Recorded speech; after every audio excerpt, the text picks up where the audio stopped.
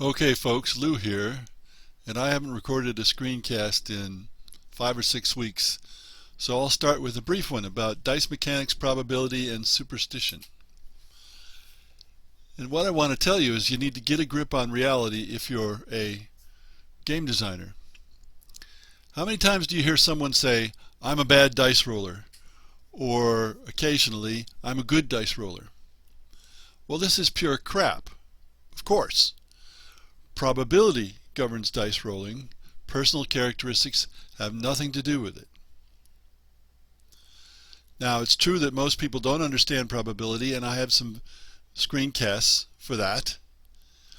But it may be that for some people, their choice of when to rely on the dice is bad or is good, and that gives the appearance that they're bad dice rollers or good dice rollers.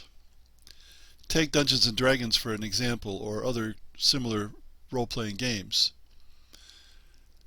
The objective in the game, good strategy and tactics in the game, is to limit the number of times you have to rely on the dice to bail you out. And good players do that, and poor players rely on the dice a lot. So of course bad things happen to them. They may get the impression that they're bad dice rollers, but what they are is they're bad tacticians.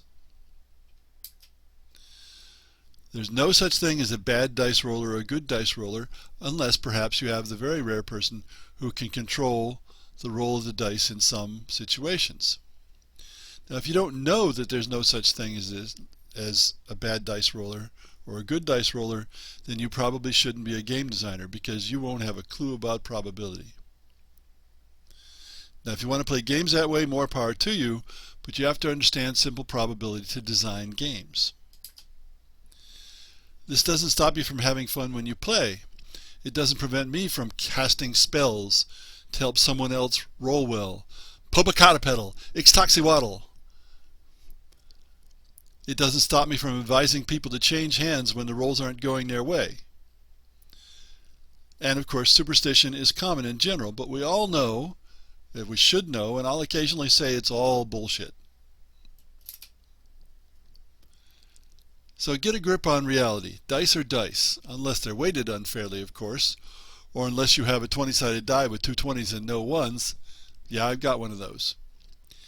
It has to be said, though, most commercial hobby dice are likely to have a small bias. The production is just too cheap for anything else. So if someone has a lucky die, maybe it really is skewed. But then it should be lucky for anyone, not just for the person who owns it. Of course, when somebody owns a lucky die, they often won't let anybody roll it. So, to summarize, game designers cannot afford to indulge superstition in design. Thanks for listening.